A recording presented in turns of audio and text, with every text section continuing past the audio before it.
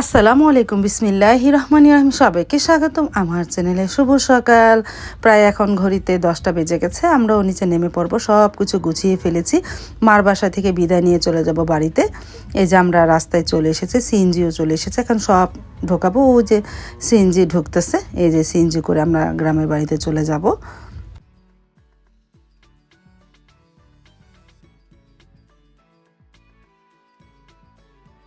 তারপরে সিএনজিতে উঠে পড়লাম, সবাই তাকে টাটা দিয়ে। সাইদুল, আমি আর সারামণি, মাও নিচে এসেছে, সাইদুলকে বিদায় দিল। তারপরে যে পুস্তকলা ব্রিজের উপর দিয়ে তো চলতে হয় আমাদের গ্রামের বাড়ি। তারপরে যাচ্ছি গ্রামের বাড়িতে।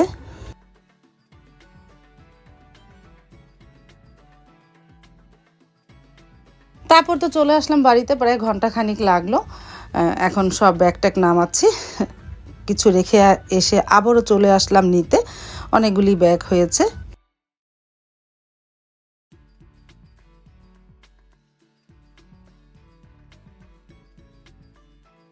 এই যে চলে আসলাম বাসায়। বাসায় আসার পরে রেস্ট নিলাম, ঘন্টাখানিক পর আবার ক্যামেরাটা অন করেছিলাম। তারপর তো রান্নাঘরে চলে আসলাম, প্রায় 1টা বাজে। কি রান্না করব সব কিছু গুছালাম। আর সকালে আসার পরে সব কিছু গুছিয়ে গোসল টোসল করে রান্নাঘরে চলে আসলাম। সাইদুলের বাবাও চলে এসেছে, আজকে তো জুম্মার দিন, তাড়াতাড়ি চলে এসেছে। এই যে সাইদুলের বাবা আর সারামণি। আর আমি রান্নাঘরে চলে যাই, কি রান্না করব তোমাদের সাথে একটু শেয়ার করি। আর 2 দিন যাবত তো মাশাল্লাহ ভালোই রোদ উঠতেছে। আজকে হাঁসের গোস্ত রান্না করব, সেগুন খুড়া মাছ রান্না করব, মানে পোনা মাছ, নদীর পোনা সেগুন খুড়া মাছ। আর এদিকে ভাত বসিয়ে দিয়েছি, বলক এসে গেল। আর পাশের চুলায় দুধ জাল দিয়ে নিতেছি, দেখি কি পিঠা বানায়, তোমাদের পরে দেখাচ্ছি।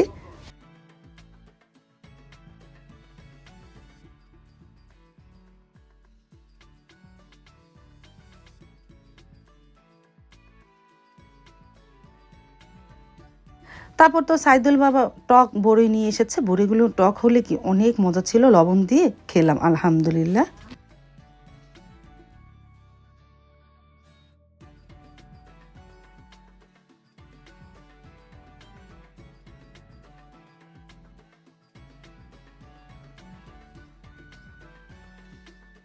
আর এদিকে হাঁসের গোস্তটা মেখে ঝুঁকে বসিয়ে দিলাম, আস্তে আস্তে বলক আসতেছে, একটা নাড়া দিব। আর পাশের চুলায় দুধটা আরও জাল দিব, একটু ঘন করব। আর এদিকে সেগুন খুড়া মাছটা চচ্চড়ি করব, তার সাথে পেঁয়াজ, কাঁচামরিচ, ধনেপাতা, তেল, টমেটো সব দিলাম। আমি পেঁয়াজটা একটু চটকিয়ে নিয়েছিলাম, এখন আর একটু টমেটো দিয়ে চটকিয়ে নিয়ে তারপরে মাছটা ধুয়ে রেখেছি, এর মধ্যে দিয়ে ভালোভাবে মেখে অল্প একটু পানি দিয়ে চুলায় বসিয়ে দিই। সেগুন খুড়া মাছটা, তো এই নদীর মাছটা অনেক মজা লাগে চচ্চড়ি করলে।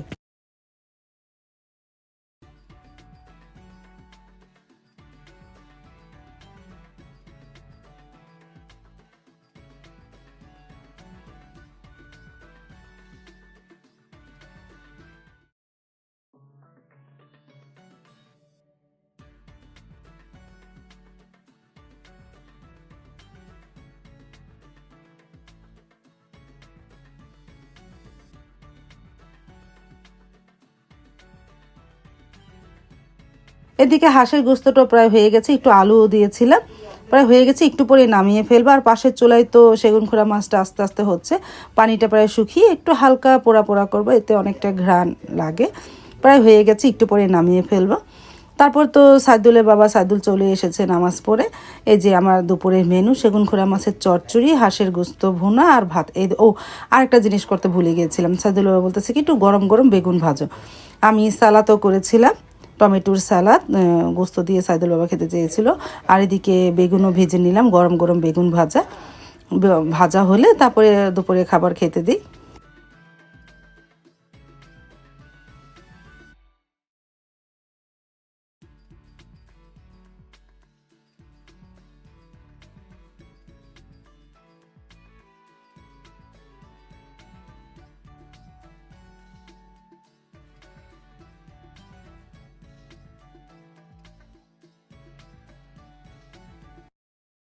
তারপর তো এই যে আমরা সবাই একসাথে বসে খেয়ে নিলাম আলহামদুলিল্লাহ।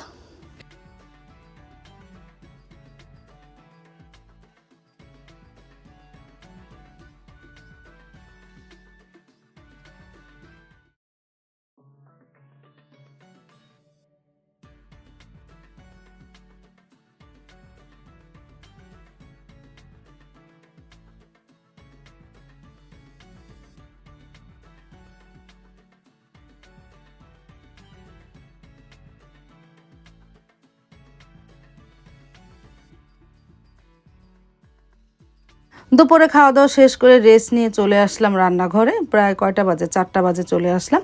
আমি খিরসাটা বানিয়ে নিই, পাটিসাপটা পিঠা বানাবো ছেলের জন্য একটু। এই জন্য দুধ কিনে এনেছিল 3 কেজি দুধের 1.5 কেজি বানিয়েছি, প্রায় অর্ধেক করেছি। তার মধ্যে পোলাও চালের গুঁড়া আর খেজুরের গুড় দিয়ে বসিয়ে দিয়েছি। ব্লেন্ডারে পোলাও চালের গুঁড়াটা আমি ব্লেন্ড করে নিয়েছিলাম। তারপরে যে আস্তে আস্তে জাল দিলে ঘনত্ব হয়ে আসবে, আস্তে আস্তে জাল দিই, তাহলে খিরসাটা বানাই।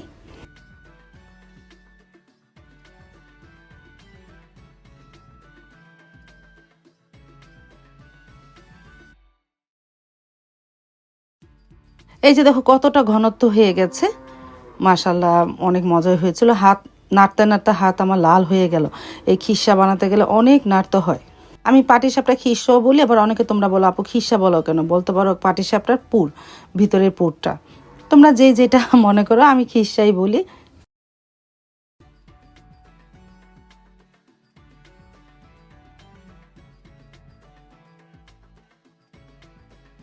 তারপরে মাগরিবের নামাজ পড়ে চলে আসলাম। এই যে মাকে চা দিলাম, আমিও চা খেয়ে নিলাম, সারামণিও খেয়েছে। বিস্কিট দিয়ে চা খেয়ে পরে পাটিসাপটা পিঠা বানাতে যাব।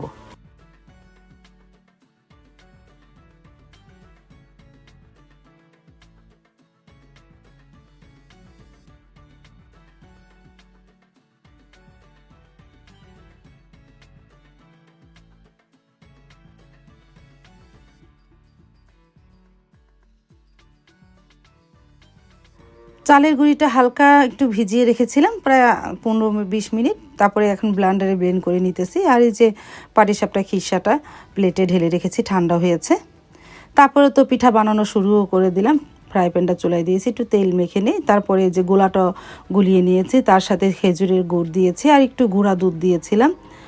এই দিয়ে ভালো একটু লবণ, হালকা পরিমাণ একটু লবণ দিয়ে আর খেজুরের গুড় দিয়ে ভালোভাবে এই গোলাটা গুলিয়ে নিয়েছি পাটিসাপটা।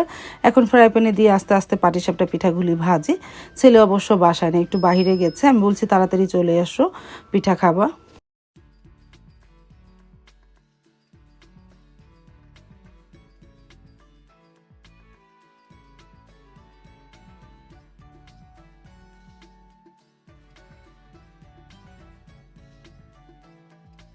তারপর তো একটা একটা করে বানিয়ে নিতেছি। বানানো হলে মাকে দিয়ে, সাবা সারাকে দিয়ে, সবাই খেয়ে নেবে নি।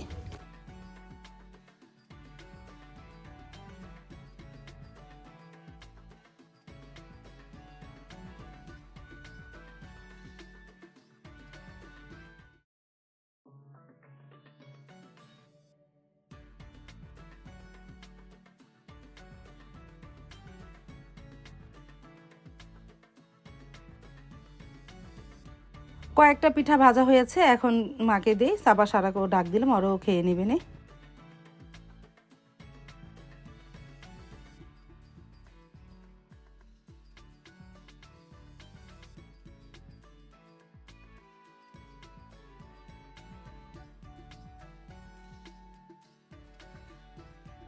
তারপর তো আস্তে আস্তে সব পিঠা বানিয়ে নিলাম। আজ তাহলে এই পর্যন্ত, দেখা হবে আগামীকালকে নতুন আরেকটা ব্লগ নিয়ে। আল্লাহ হাফিজ, আসসালামু আলাইকুম।